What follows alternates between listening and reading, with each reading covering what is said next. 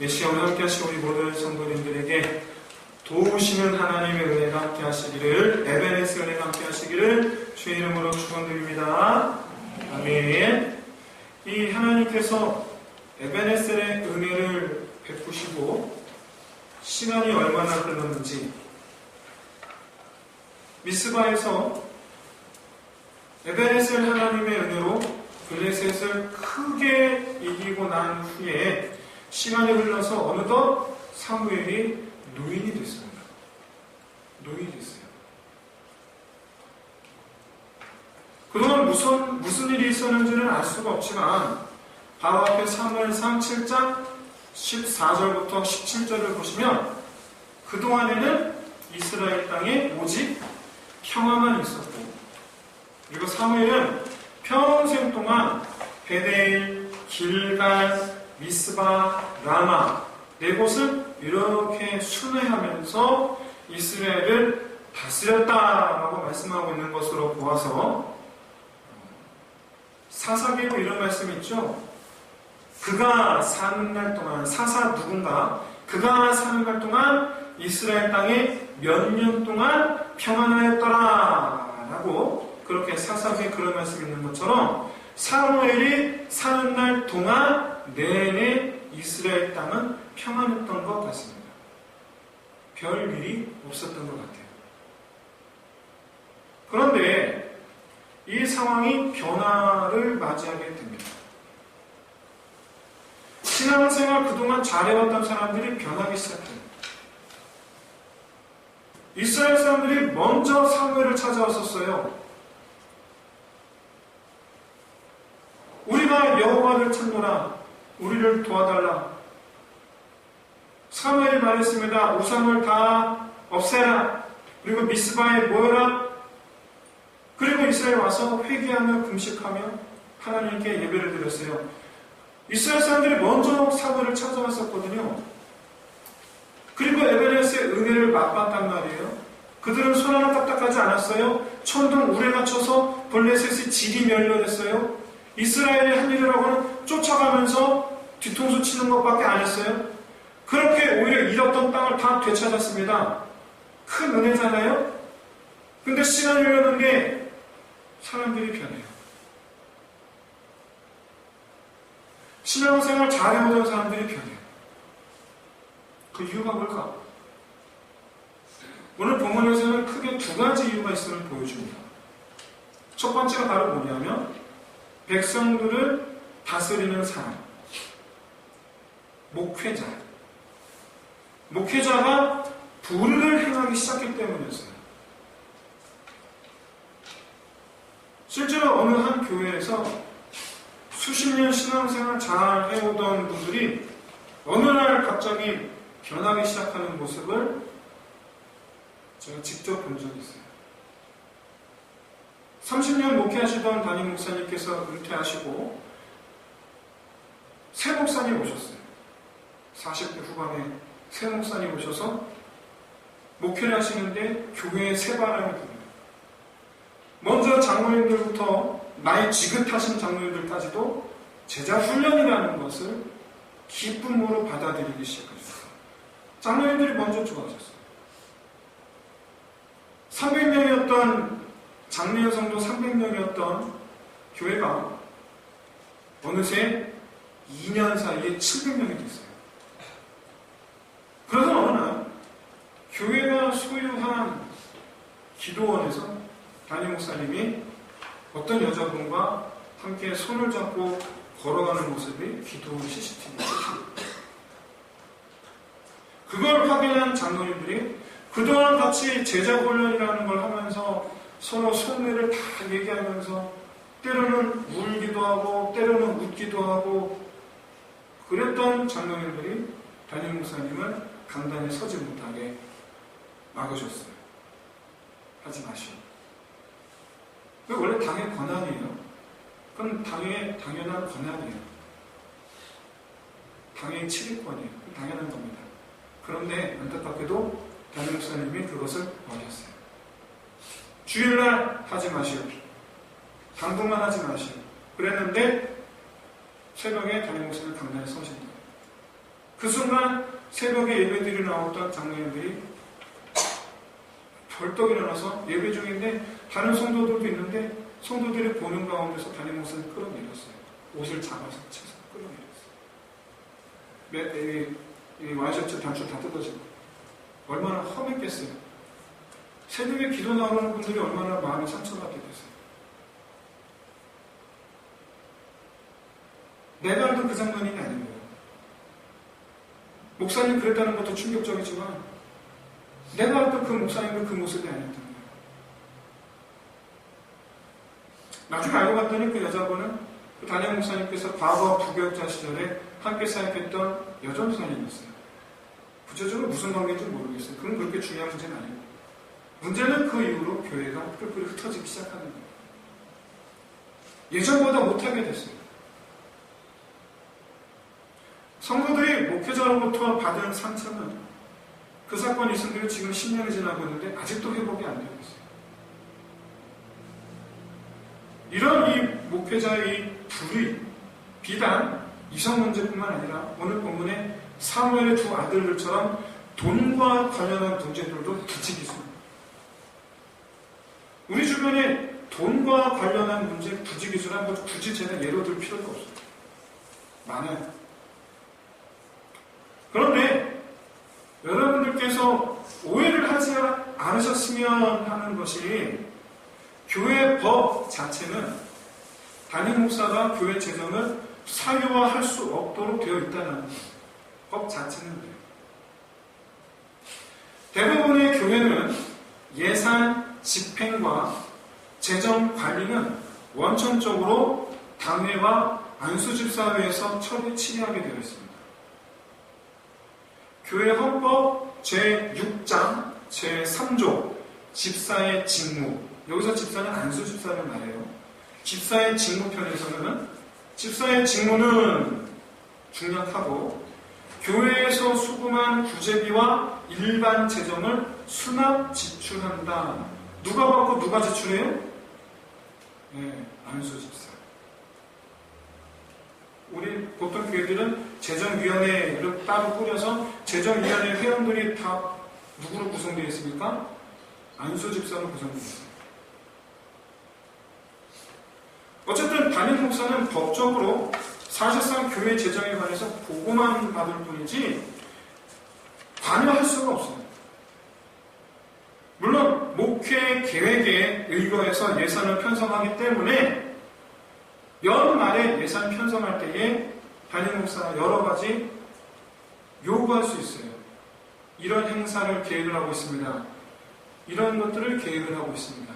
그러면 당연히 이 당회는 당연히 목회 계획에 의해서 의결을 해 주어야 하고 그래서 당연히 목회 계획에 협력을 해야죠.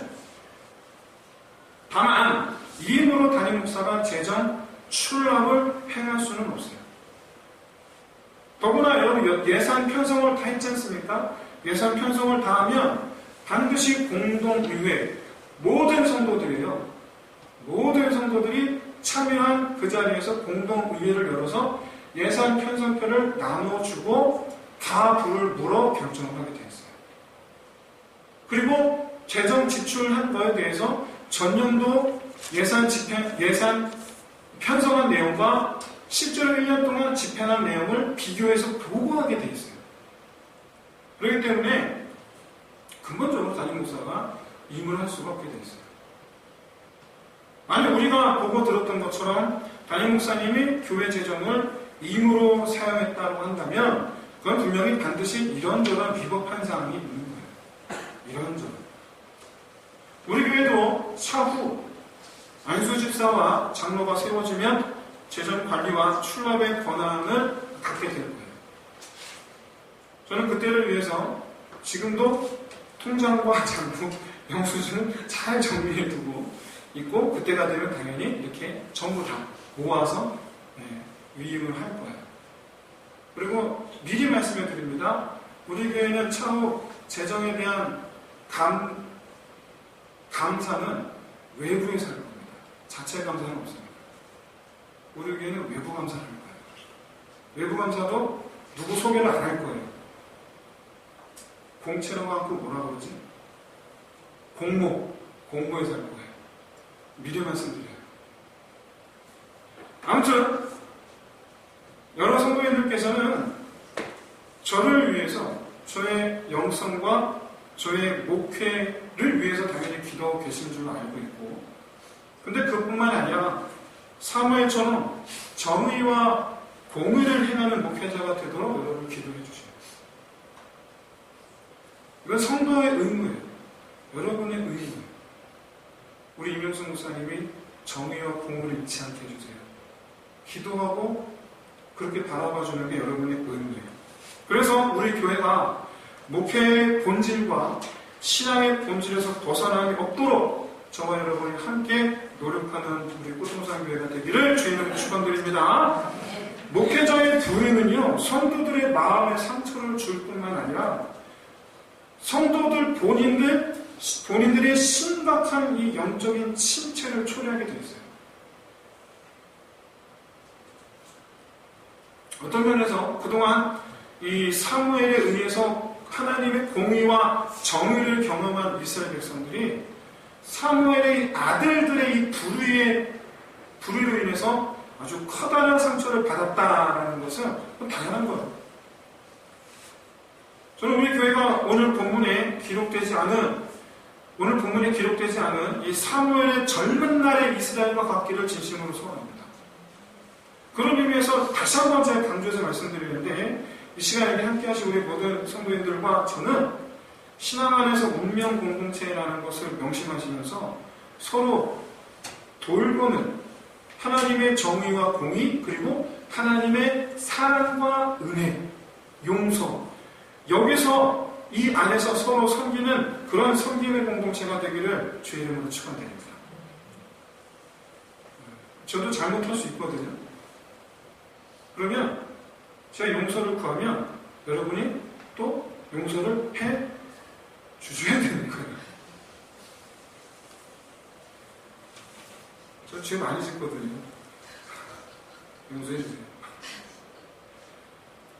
근데 여기서 한 가지 궁금한 사실이 있어요. 뭐냐면 사무엘의 자기 아들들은 사사로 임명했다는 내용이에요.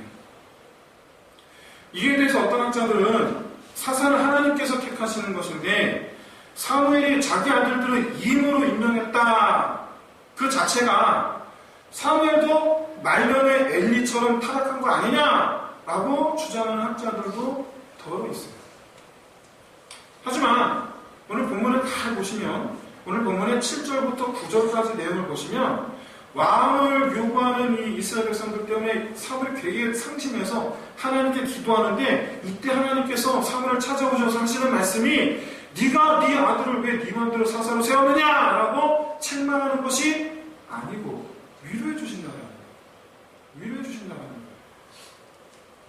그걸 보면은 우리가 알고 있는 그런 사사로 사무엘이 임명한 것이 아니라 아들들을 자기를 대신해서 브엘세바로 보낸 게 아닌가라고 추정하는 것이 더 맞는 것 같아요. 그러니까 공식적인 사사가 아니라 사사인 아버지를 돕는 자로 보낸 것이 아닌가. 왜냐하면 말이죠, 지도상을 보시면, 제가 이렇게 보여드리면 더 좋겠지만, 지도상을 보시면 베델, 미스바, 길갈, 라마, 사무엘이 목회한 지역인데 동에서 서로 길어요. 이렇게 돌아다녀요. 이렇게. 북쪽과 남쪽을 못 다녔어요. 근데 브엘세바는 이스라엘의 최남단이에요. 그러니까 사무엘이 간 적이 없어요. 목회를 위해서 브엘세바로 가보지를 못했어요. 너무 먼 거예요. 다니기에는. 직접 다스리지를 못했어요. 그러다 보니까 아마도 브엘세바 인근 지역의 이스라엘 사람들이 우리에게도 와 주십시오 라고 요구를 했던 것 같아요. 이 같은 사실은 오히려 사무엘이 이스라엘 전 지역에서 신망을 얻고 있었음이 오히려 증명이 되는 거예요. 단, 아들들이 그럴 줄은 몰랐죠. 아들들이 그럴 줄은 몰랐어요. 어릴 때부터 나를 보고 자랐으니까 나만큼은 하겠지 했던 거죠. 근데 이게 웬 거야? 기껏해서 보내놓았더니 가서 뇌물 받고 해주는 거야. 뇌물 받고. 무엇보다 하나님께서 여전히 사무엘을 신뢰하시는 거예요. 여전히. 사무엘을 향한 하나님의 신뢰가 변하지 않아요. 따라서 사무엘이 자기 아들들을 사사로 삼았다라는 표현은 자기를 대리해서 보냈다라고 보는 것이 더 맞다라고 저는 생각을 합니다. 여러분, 사무엘이 얼마나 공명정대했는가를 또 알 수 있는 게 바로 뭐냐면, 사무엘의 아들들의 이 부정부패에 대해서 당사자들이 속으로 얼마나 알았겠어요. 속으로 얼마나 알았겠어요. 그런데 그거를 마음에 두고 어디 가서 말 못하고 끙끙 앓는 게 아니라 곧바로 가갖고 장로들이 사무엘에 와서 얘기한다는 거예요. 곧바로 와서. 어떤 지도자는요, 자기 허물이 드러나는 것을 싫어하는 나머지 모든 언론을 다 틀어막아버립니다. 다 틀어막아요. 감추는 거예요. 감추는데 급급해요, 어떤 지도자는. 하지만 평소 사무엘은 그런 언론을 열어놓고 있던 거죠. 언제든지 얘기해라. 무엇이든지 얘기해라. 평소 그랬기 때문에 장로들도 말해야 하나 말아야 하나 고민하지 않고 즉시로 찾아왔던 거예요. 그만큼 사무엘이 공명정대했다는 거예요. 실제로 사무엘이 마음이 상했는데 장로들의 말을 듣고 마음이 상해요. 근데 상한 이유가 아니고 뭐 때문입니까? 그들이 요구하는 내용 때문이었어요. 왕을 세워주십시오. 아들들 때문에 마음 상한 게 아니고 왕을 세워달라는 그들의 요구 때문에 마음이 상했어요.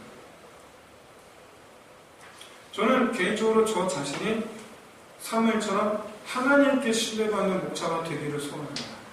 제 자신이. 성도들의 신뢰받는 것도 중요하지만 하나님께 신뢰받는 게 더 중요한 것 같아요. 그리고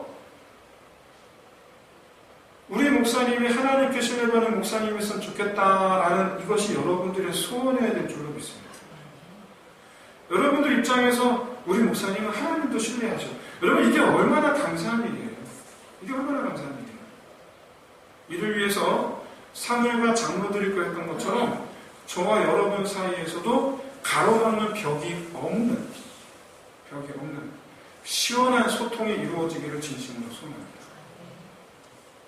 만약에 제가 안 들으면 한마디 하세요, 저한테. 정신 차리시라고. 여러분, 물론 잘못을 들춰내면 부끄러워요. 창피하고 수치스러워요. 감추고 싶은 게 인지상정이에요.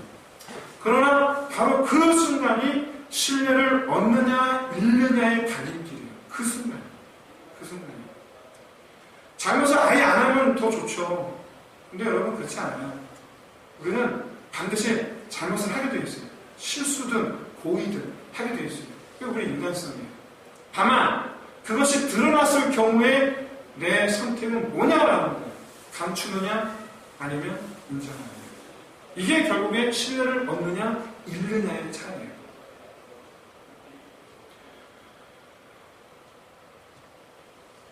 여러분의 담임 목사가 그런 신뢰하는 담임 목사가 되도록 기도해 주시고 응원해 주시고 소통의 자유함이 있는 저와 여러분이 되기를 진심으로 소원합니다. 그토록 하나님과 백성들의 이 신뢰를 한몸에 받고 있던 사무엘에게 어떻게 해서 이런 아들들이 나왔냐? 어떻게 해서 이런 아들들이 나왔을까? 아마도 사무엘이 너무 바빠서 아들들을 돌볼 겨를이 없을 정도로 겨를이 없었거나, 아니면 사무엘 본인이 아버지의 사랑을 받아보지 못해서, 그는 어릴 때부터 성전에 받침받이었잖아요. 아버지의 양육을 못 받아봤거든요. 그러다 보니까 자기도 아들들에게 뭘 어떻게 해야 될지 몰라서 그런 게 아닙니까? 여러 가지 우리가 생각해 볼 수 있을 것 같아요. 중요한 점은 이유에 어찌됐든 결과적으로 사무엘의 아들들은 사무엘의 기대는 정반대였습니다. 두 아들의 이름은 요엘과 아비야였어요. 엘, 하나님, 야, 여호와를 가리켜요. 요엘, 여호와가 하나님이시다. 아비 야 여호와가 나의 아버지시다. 히브리어로 아비가 우리말로 아버지. 놀랍죠? 되게 비슷해요. 그렇죠? 아비 야 하나님이 우리 아버지시다. 그런데 실제적으로 그들은 자기 이름대로 안 살아요.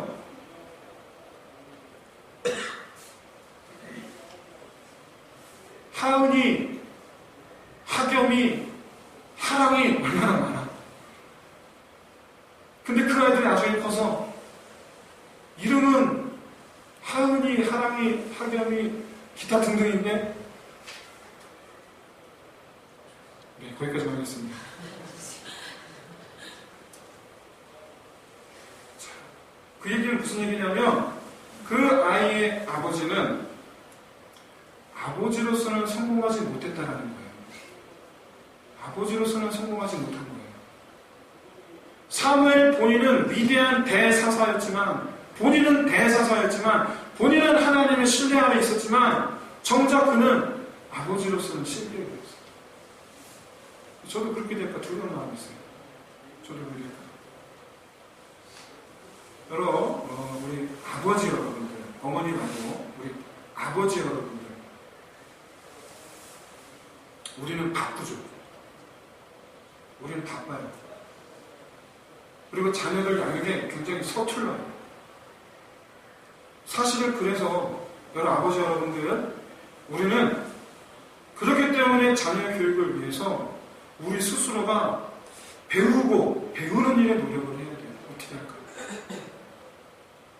잘 알고 계신 분도 계시고 아직 자녀가 없으신 분도 계시지만 우리 시간에 우리 자녀들이 나중에 장성해서 우리 품을 떠나기 전까지 우리 손을 통해서 우리 자녀의 미래가 바뀐다라는 걸 생각하시면서 우리 자녀들이 내 손에 있는 동안 내게 주어진 시간 그리고 나의 힘, 여러분 이 나이에 애 보는 게 얼마나 힘든지 아세요?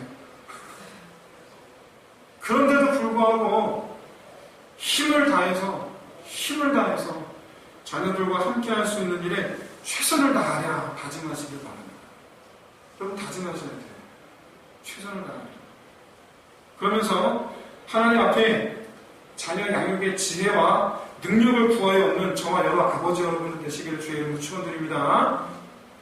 신앙생활 잘하는 사람이 더 잘할 수 있도록 하기 위해선 목자가 바로 서야 돼요. 아버지들이 바로 서야 돼요. 하지만 여러분 그것만 전부는 아니에요. 신앙생활 잘하던 사람들이 변하는 두 번째 이유는 바로 거룩함보다 평범함을 소망할 때예요. 안 믿는 사람들과 똑같아지기를 바란다는 거예요. 이스라엘이 왕을 세워달라는 요청에는 사실 그만한 이유가 있습니다. 우선 당시 이스라엘은요 12지파가 각기 씨족 사회를 이루어서 각기 차지한 땅에서 사실상 자치적으로 살고 있었어요. 12지파가 한 나라지만 12군데에서 살고 있었어요. 그만큼 다른 나라보다 단합하지 못하고 결속력이 약해요. 그래서 여러분 실제적으로 사사기를 한번 보세요. 이방 나라가 침략해 오잖아요. 거기에 맞서 싸우는 지파는 몇 개 되지를 않아요. 12지파가 한 번도 다 함께 모여서 싸운 적이 사사기에 나타나지 않아요. 한 번도 없어요. 그래서 이방 민족들 침략 때마다 일사불란하게 대응하지를 못하고 또 군대를 모집하려면 그만큼 시간이 오래 걸려요. 우리는 가겠네, 우리는 안 가겠네. 맨날 싸워요. 게다가 이방 민족이 침략한 지역 외에 다른 지역에서는 나몰라라예요. 북쪽에 들어왔다. 그럼 남쪽에 있는 지파는 그냥 다 이렇게 외면을 하는 거예요. 우린 몰라. 내 일이 아니니까 몰라. 이러는 거예요. 얼마나 서로 싸웠겠어요. 얼마나 서로 감정이 안 좋았겠어요. 이스라엘 한 나라지만 12지파는 각기 서로 감정이 안 좋은 거예요. 무엇보다 왕을 중심으로 한 중앙 국가 권력이 존재하지 않았기 때문에 상비군이 없어요. 상비군이 없어요. 사울이 왕이 되기 전에 이스라엘은 주변 국가들 보기에는 분명히 나라였습니다. 분명히 국가였어요. 하지만 군대가 존재하지 않는 국가였어요. 군대가 없어요. 때마다 하나님께서 사사를 세워주셔서 사사를 중심으로 군대가 모여 승리하기는 했지만 늘 항상 그들은 불안에 시달려야 됐어요. 게다가 사사가 항상 있는 것도 아니에요. 사사 없는 적도 있어요. 왜냐하면 위기가 닥쳐와야지 사사를 세워주시니까. 사사가 없는 데도 있었어요. 그야말로 필요할 때마다 채워주신 것이지, 한마디로 얘기해서 항상 자기들을 지켜주는 든든한 버팀목이 없었어요. 뭘 바라는 겁니까? 든든한 버팀목을 바라는 거예요. 왕을 달라는 거예요. 이스라엘이 바란 건요, 따라해 보시겠습니까? 남들과 같은 것. 남들과 같은 것. 이스라엘이 바란 건 남들과 같은 거예요. 남들처럼 갖추고 싶은 거 다 갖추는 거예요. 하나님을 믿지 않아서가 아니고 그게 더 좋아 보이고 그게 더 안심이 됐습니다. 이 같은 이스라엘의 본심은 엄밀히 말해서 인간적으로나 도의적으로나 잘못은 아닙니다. 그게 무슨 죄는 아니에요. 다만 한 가지 그들이 잊어버린 사실이 한 가지가 있는데, 바로 그것은 하나님께서 이스라엘을 애국에서 건져내어 가나안 땅 나라를 세우신 이유예요. 뭐죠? 이스라엘로 말미암아 거룩한 나라가 되게 하시려고, 거룩한 나라가 되게 하시려고.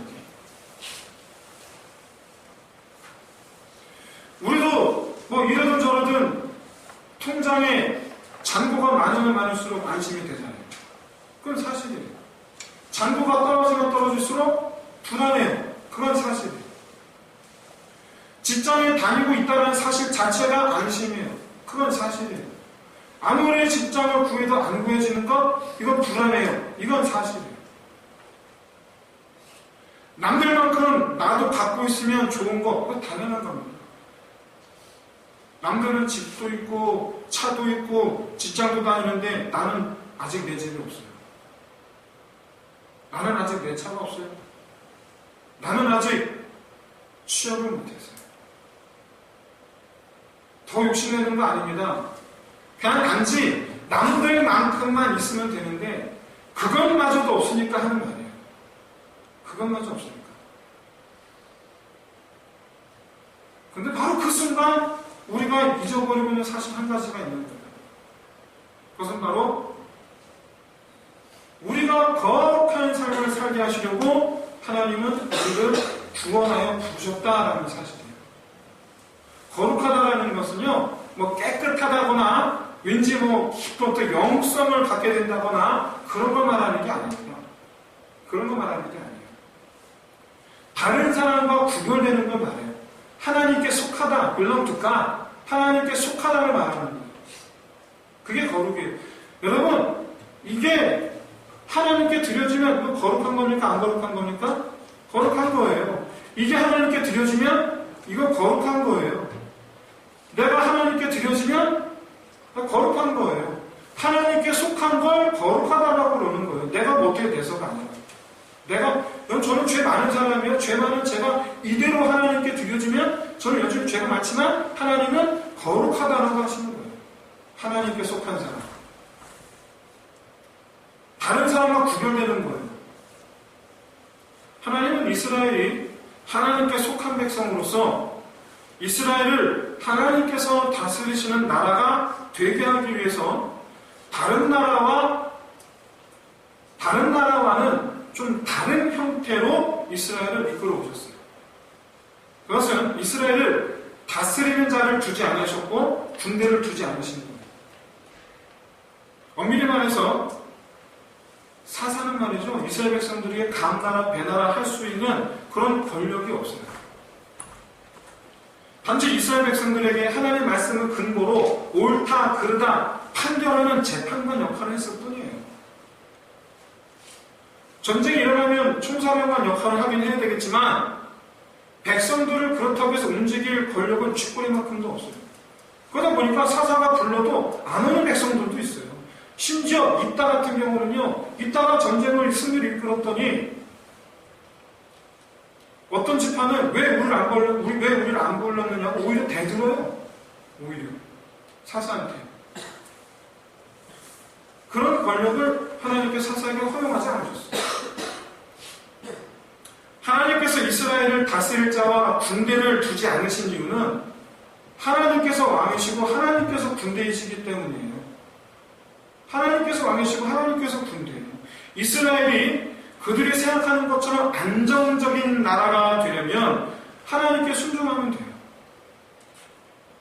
이것이 바로 하나님께서 이스라엘에게 바라시는 다른 나라와 구별되는 모습이에요. 여러분 실제로 광야 생활, 가나안 정복전쟁, 그 다음에 사사시대를 이렇게 쭉 지나오면서 하나님은 이스라엘 대적들과 항상 싸우고 오셨고 늘 항상 승리해서 늘 항상 이스라엘을 이기게 하셨어요. 구원해 오셨어요. 이걸 이스라엘이 모를 리가 없지 않습니까? 그럼에도 불구하고 사무엘에게 왕을 요구하는 건 하나님께서 말씀하시는 대로 하나님께 순종하는 것이 이제는 지쳤다라는 거예요. 나는 이제 하나님께 순종하는 게 지쳤습니다. 물론 압니다. 지금까지 하나님께서 우리를 위해서 싸우셨고 우리도 경험했습니다. 하나님께서 우리를 위해서 싸우신 우리가 늘 승리합니다. 물론 나도 압니다. 그러나 이제는 하나님께 순종하는 게 지쳤습니다. 하나님께 순종하지 않아도 우리를 보호해 줄 수 있는 왕과 군대를 세워주십시오. 남들과 똑같아지겠습니다. 라면요. 7절에서 하나님은요, 이들이 하나님을 버려 자기들이 왕이 되지 못하게 하느라 라고 말씀하고 있어요. 하나님의 명령보다 왕의 명령을 따르겠다라는 거예요. 그게 훨씬 더 현실적이라는 얘기예요. 차라리 자기 아들들을 갖다 바쳐서 군인으로 삼고 자기 딸들을 갖다 바쳐서 시녀로 삼고 매년 매월 세금으로 돈을 갖다 바치는 것이 자기들 생각에 그게 더 현실적이라는 거예요. 대신 아들들 갖다 바치고 딸들 갖다 바치고 돈 갖다 바치는 대신에 우리를 지켜줄 방패를 얻게 될 거라는 얘기예요. 그게 더 현실적이라는 얘기예요. 왜냐면 우리는 어떻습니까? 그리고 신앙생활을 시작하면서 신앙생활 오래 하신 분들 말고 아니 신앙생활 처음 딱 시작하잖아요. 그러면 가장 먼저 이 갈등이 되는 문제가 바로 뭐냐면 다른 사람과 내가 좀 달라야 된다는 부담감이에요. 다른 사람과 내가 좀 닮아야 된다. 지금까지 맨날 술자리 가서 같이 마시고 그랬는데 이제는 그거 안 해야 되거든. 이제는 좀 더 이렇게 내가 하나님을 믿는다는 본을 보여야 되거든. 그 정도만 땄으면 욕 한마디 듣고 내뱉으면 그만인데 이제는 욕이 나오다가도 참아야 되거든. 이게 얼마나 힘든지 아세요?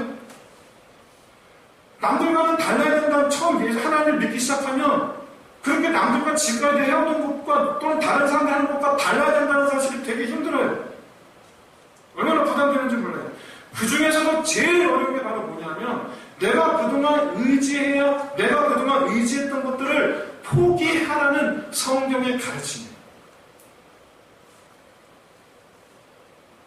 하나님은 다른 사람들과도 생각조차도 달라야 된다는 거 말씀을 하시는 거예요. 수년 전에 분당에 있는 모 교회에서 성도들에게 전셋값 동결 캠페인을 하자고 제안을 하셨답니다. 예배 중에. 성도 여러분들은 전셋값을 올해는 동결하셨으면 좋겠습니다. 전셋값 동결 캠페인을 벌였으면 좋겠습니다. 그래서 이 여기 그런 운동이 있었으면 좋겠습니다. 과연 성도들이 동조를 할까 싶었는데 결과는 대부분의 성도들이 기꺼이 따랐다는 집주인들이. 뿐만 아니라 어떤 경우는 오히려 전셋값을 내려줬대요. 왜 그러냐고 물었더니 우리 집에 세든 사람은 애가 셋이 있는데 얼마나 힘들까를 생각해 보니까 그래서 차라리 좀 낮춰주는 게 낫겠다 싶었다라는 거예요. 세상 그런 주인이 어디 있어요? 다른 사람과 다른 거예요. 달라요. 오늘 본문 1절에서 사무엘이 늙음에 1절에 사무엘이 늙음에 라는 말씀이 뭘 의미하는 것인가 한번 가만히 한번 생각해 보세요. 이스라엘은 에벤에셀의 의로 블레셋의 위협으로부터 완전히 벗어났습니다. 그 상태로 시간이 많이 흘렀어요. 그동안 무슨 일이 있었습니까? 아무 일도 없었어요. 평안했어요. 그냥 평안했어요. 여러분, 그렇게 평안한 가운데에서 이스라엘이 하나님께 순종할 일이 뭐가 있겠어요? 뭐가 있겠어요? 이스라엘이 하나님께 순종할 일이. 왕 되신 하나님께서 이렇게 해라 저렇게 해라 내 말을 따르라 라고 하나님께서 명령하실 만한 일이 뭐가 그렇게 많았겠어요? 여러분, 하나님께서 순종하라고 말씀하시는 내용을 보면요, 사실 별거 없습니다. 정말 별거 없어요. 다른 사람의 약함을 돌아보라. 이웃을 섬기라. 내 몸같이 여기라. 무엇보다 돈보다 하나님을 사랑하라.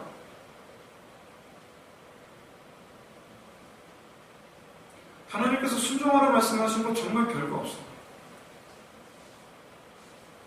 여기에는요, 하나님께서 내 하나님이시면 나는 결코 죽지 아니하리라 라는 이 믿음, 나는 결코 죽지 아니하리라 이 믿음, 하나님만 의지하고자 하는 이 믿음이 그 밑에 깔려있는 거예요. 한 걸음 더 나아간다면 내가 죽을지언정 나는 그래도 하나님 편에 서겠다라는 의지를 갖는 거예요. 돈보다 하나님을 택한다라는 건 그런 거예요. 문제는 이런 사람들은 분명히 다른 사람들과 달라 보인다라는 겁니다. 달라 보인다라는 거예요. 다른 거예요. 문제가 생겼을 때에 해결하기 위한 선택이 달라요. 평소 행동이 달라요. 뭐든지 간에 하여간 그걸 하는 이유가 다른 사람과 달라요. 얼마 전에 우리 자매 한 명이 찾아와서 목사님, 저는 꿈이 이건데 예전에는 좀 더 많은 돈을 벌고 싶어서는 지금은 바뀌었어요.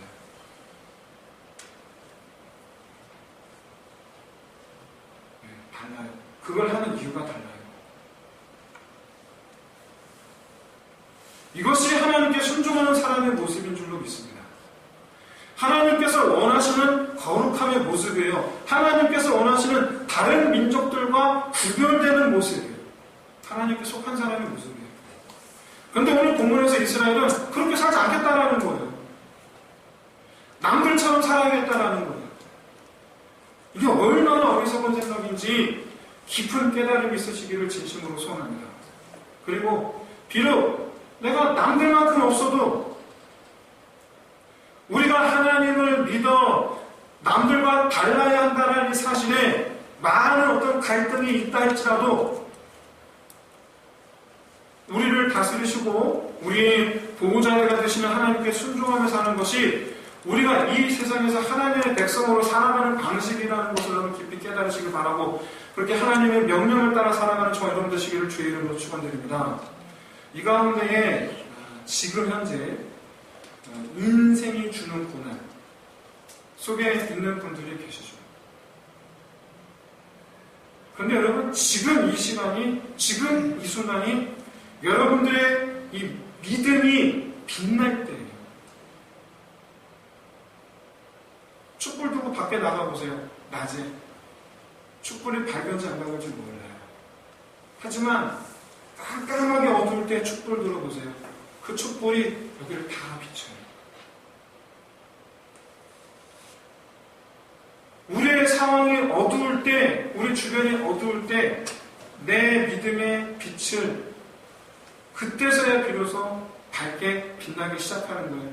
나는 그래도 내 하나님을 의지하겠다라는 이 믿음이 빛이 날 때예요. 그런데 여러분, 그 빛을 누가 보죠? 왜 이렇게 정답을 잘 하시지? 하나님이 보시는 거예요. 하나님이 보시는 거예요. 하나님을 의지한다는 것은 어두운 바다 위에 떠있는 배들에게 빛을 보내는 등대처럼 하나님께서 내 믿음을 보시는 거예요. 내 믿음을 보시는 거예요. 그게 바로 남들과 다른 점이에요. 그게 바로 남들과 다른 거예요. 구별된 사람이에요. 그런 사람이 다 되는 저 여러분 되시기를 주의 이름으로 축원드립니다.